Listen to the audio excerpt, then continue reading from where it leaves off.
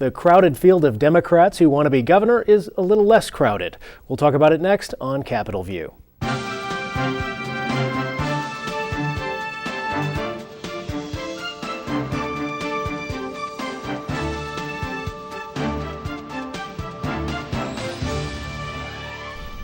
Hello and welcome to Capitol View. I'm Brian Mackey, State House reporter with Illinois Public Radio. I'm joined this week by Charlie Wheeler. He's director of the Public Affairs Reporting Program at the University of Illinois Springfield and a former longtime State House reporter with the Chicago Sun-Times and Illinois Issues magazine columnist, and our resident curmudgeon.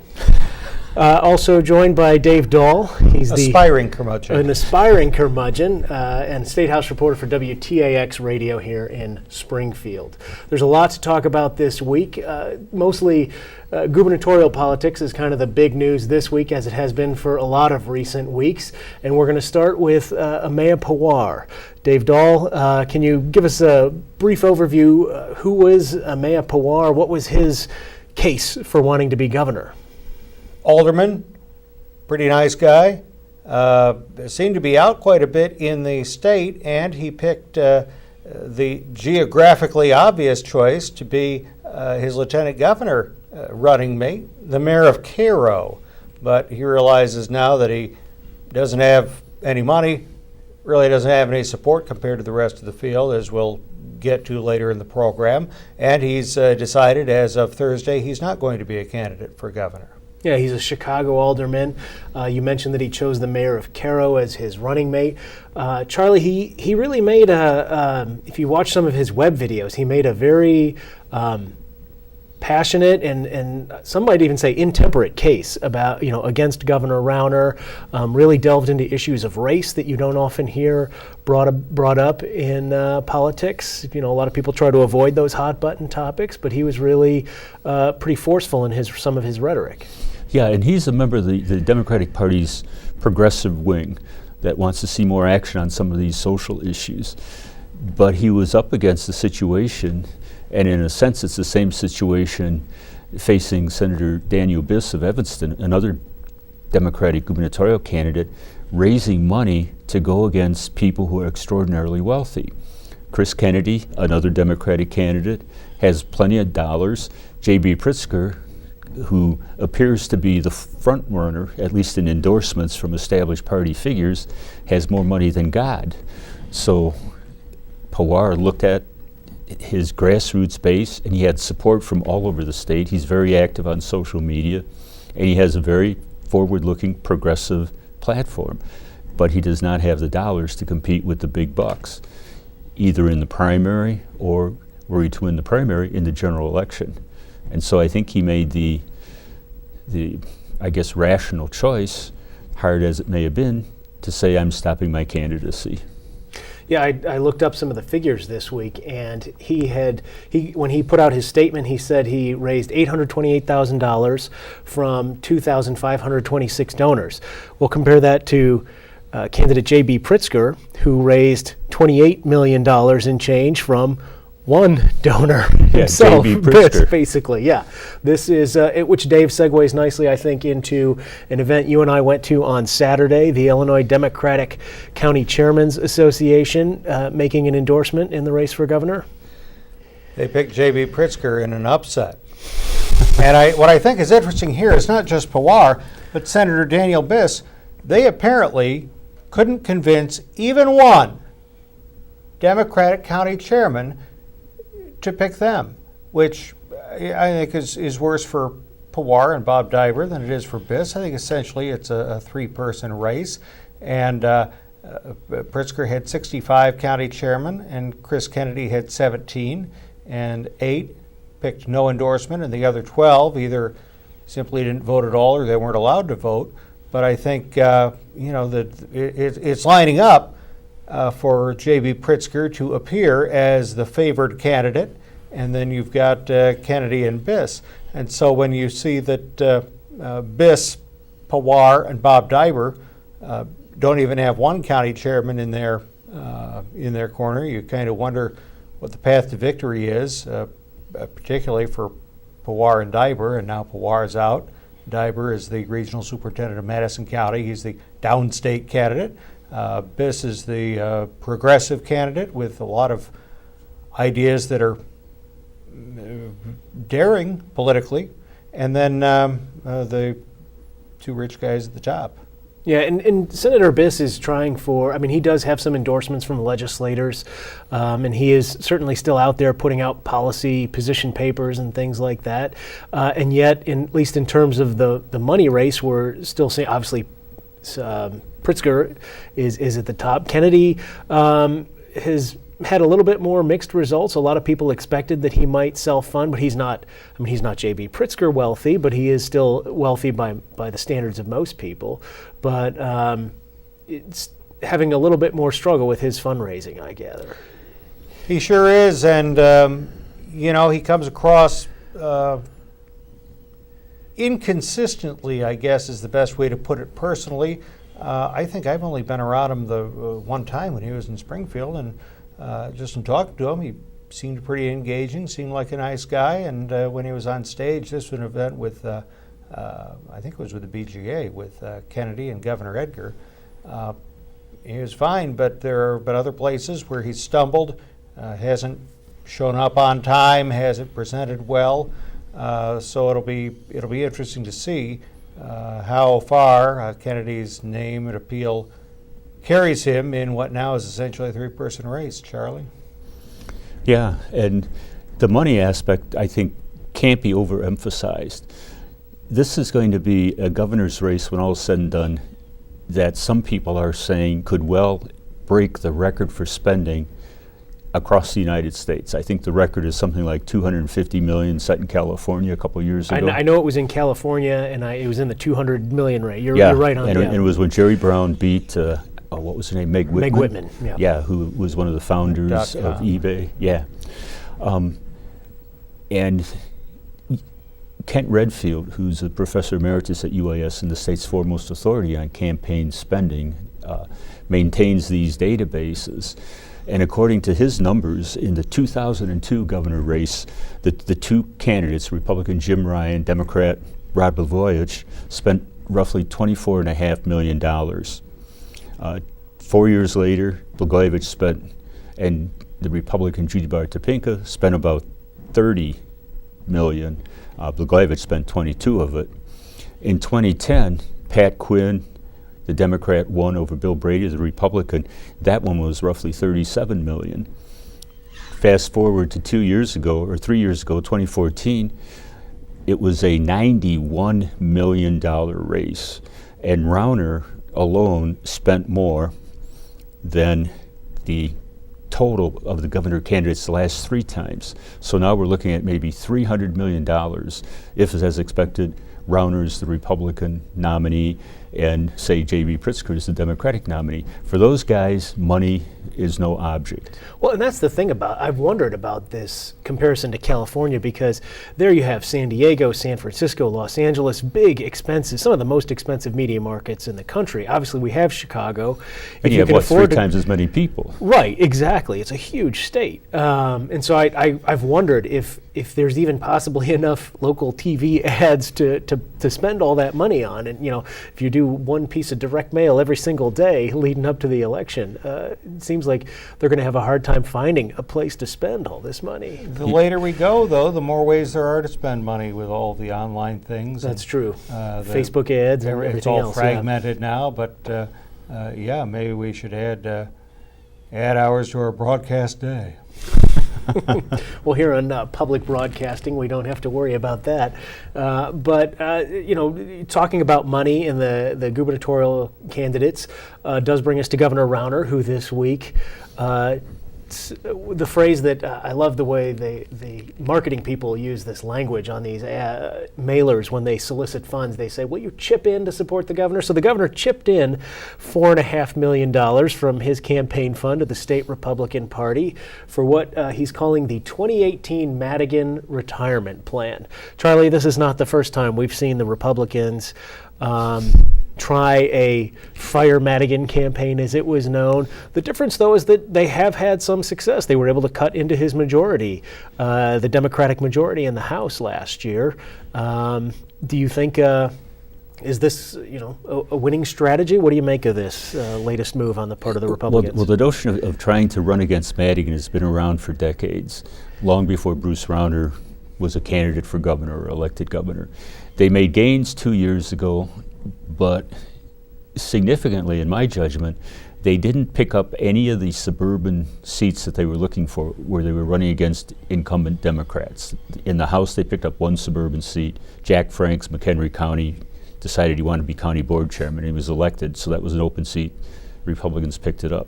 They won downstate. They won in southern Illinois, and they won in a string of districts that run roughly from Kankakee to the Quad Cities along the Illinois River Valley. But they didn't pick up any in the suburbs. And the ones that they won in the Senate, they picked up two. They beat, or they picked up a seat in western Illinois where the Democrat incumbent wasn't running, and then they beat Gary Forby in deep southern Illinois. So that suggests that the Republican strength is a lot stronger outside the metropolitan Chicago area. Now, there's not that many seats held by Democrats outside of the metropolitan area, and if you're trying to run and win down there as a Republican candidate, it tends to be very socially conservative.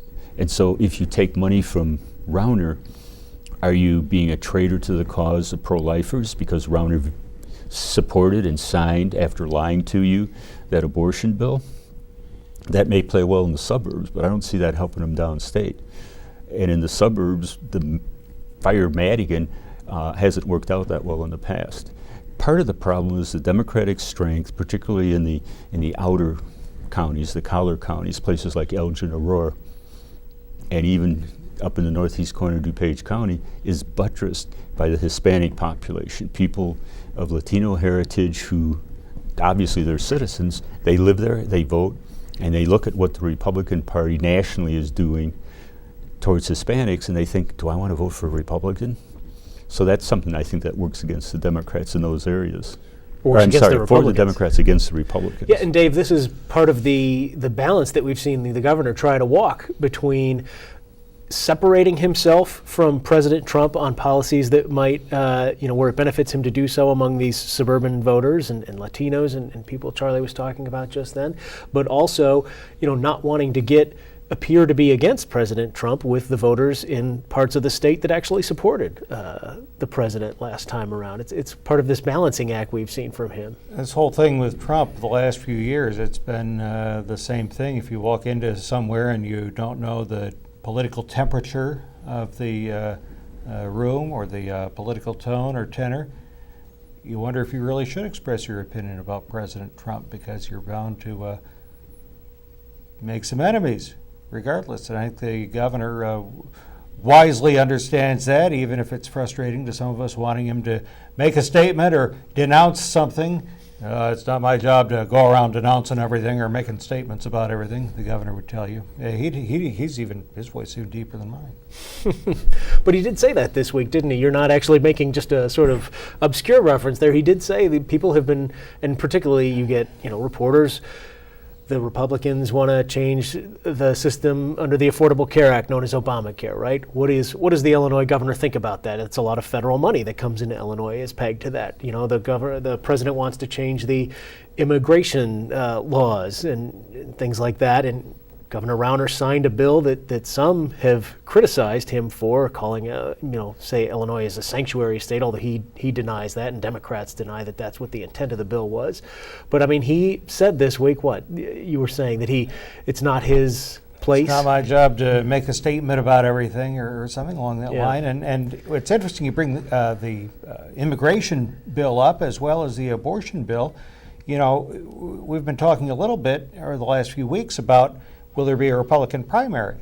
And if there is, it'll be from someone to the right of the governor. And if you get all of the Illinoisans who are at the extreme right, you're not going to have very many people. And I think Governor Rauner quite astutely knows that. And he needs to play to, as we've said, the suburban women, Now, if he loses all of the extreme right people, will he lose? I guess we'll find out. Yeah. Yeah, and I think the mistake I believe that the governor made was when he told people he was going to veto that bill. And then he went back on his word. I think he would have been better off if at the time he would have said,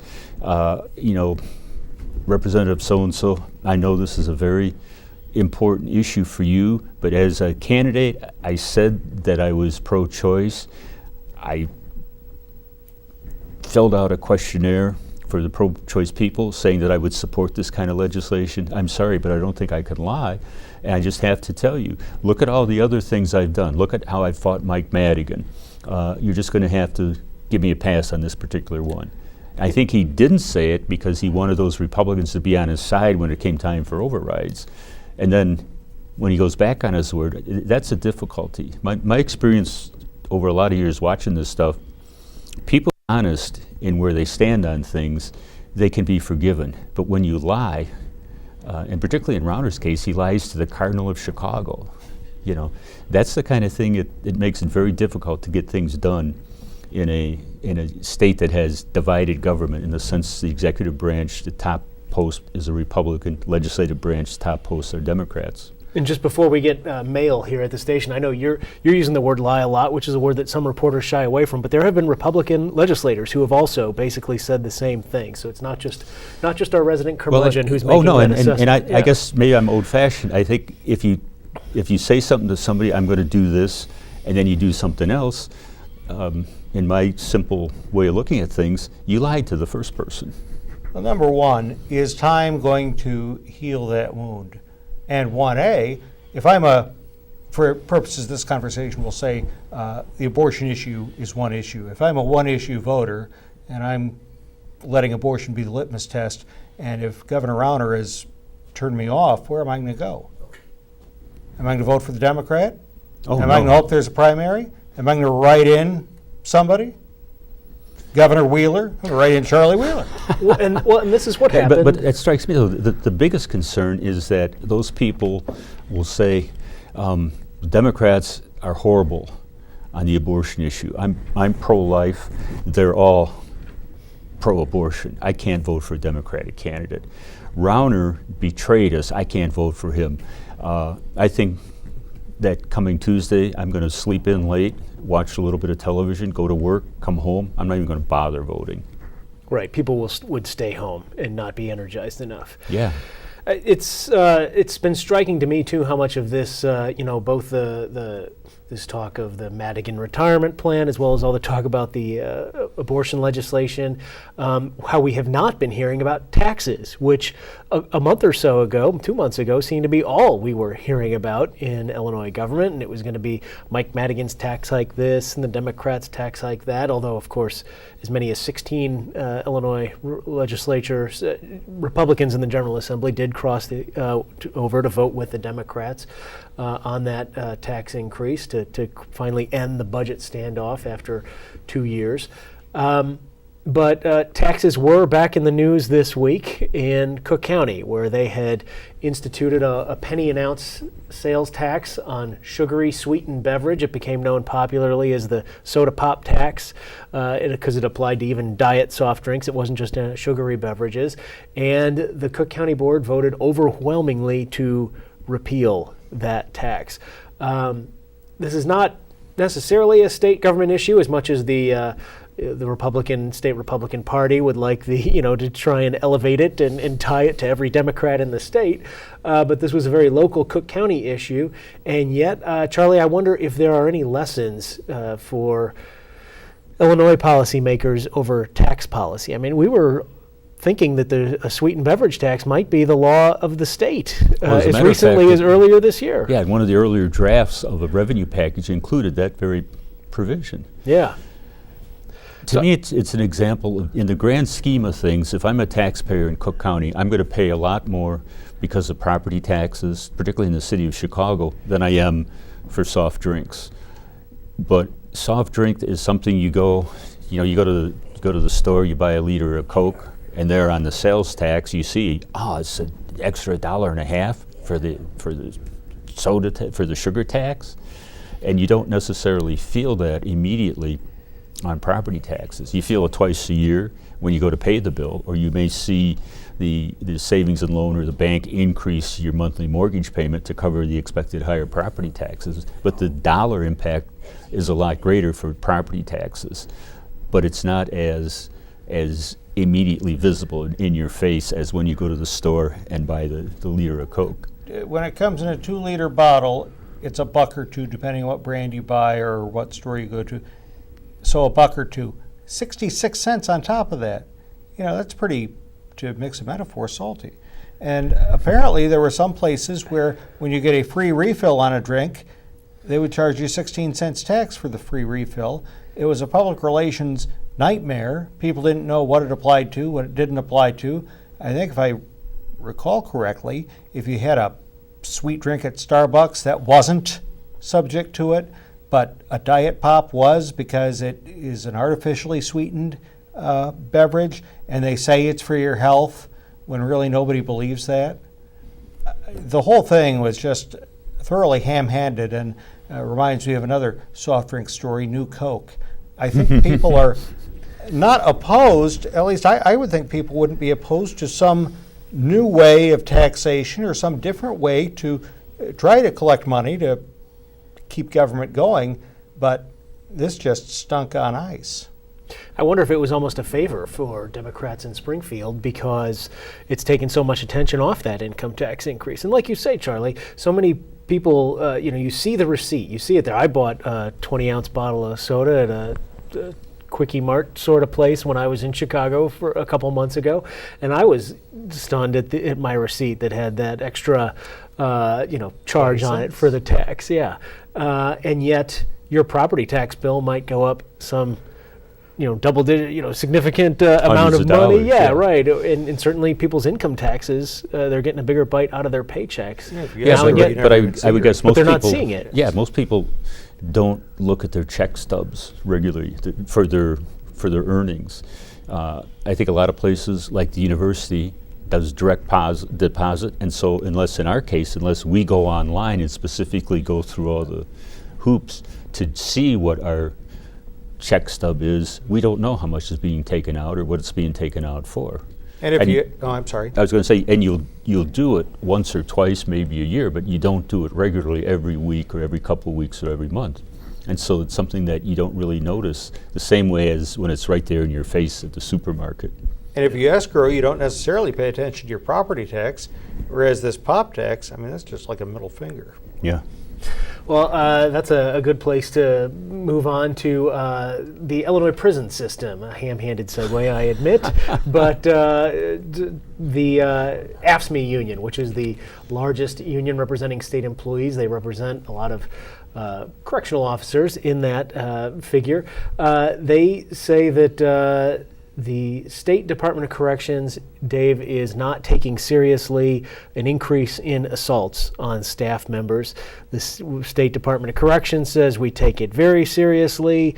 What's going on here? Well, on Thursday, the union, led by the executive director, Roberta Lynch, standing in front of maybe a dozen corrections officers and juvenile justice officers from around the state, said, yes, we know that it's a risky job. We know that it carries the occupational hazards of being around the worst of the worst, but it's unnecessarily risky when you've got one guard for 100 people, when you've got radios that don't work. Help, I'm down. Oh, it didn't work. They said that the staffing level presumes everybody's behaving. And when things go wrong, as we've all seen prison movies, and life is just like the movies, isn't it? When things go wrong, they're not well prepared to deal with it. And so the corrections officers are mad. They want equipment fixed. They want more people. And another thing they want is they want the maximum security inmates sent to a maximum security prison.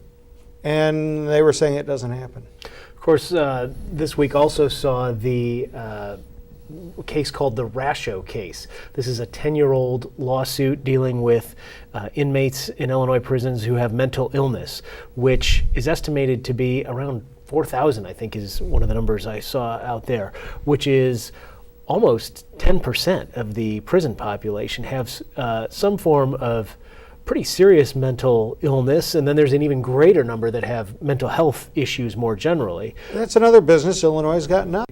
And I think that can be applied to the state prison system too now. That sort of idea is that where the state is not taking care of people in asylums or institutions like we might have done decades ago, a lot of those people do find their way into the criminal justice system, and they say that the state is not moving quickly enough. This is tied in some ways to the AFSCME complaint, isn't it? They say the state is moving, the plaintiffs' lawyers for prisoners who have mental illness say the state is moving too slowly to hire psychiatrists. The state says, well, we can't find psychiatrists who want to live in places like Vienna and Vandalia. Charlie, is there, how do you see this going? This is not the first consent decree that the state has had to deal with, or federal court case. We've had problems with prisons going back to the 1980s war on drugs. At one point, we were building a prison a year. We were expanding dramatically. The corrections budget went from a couple $100,000 to almost $1.5 billion. And you're bringing more people in the system, and we don't have the funding to match. That's why AFSCME says we don't have enough correctional officers to handle the population. And the plaintiffs say, the state doesn't provide enough funding to give these inmates the mental health services they need.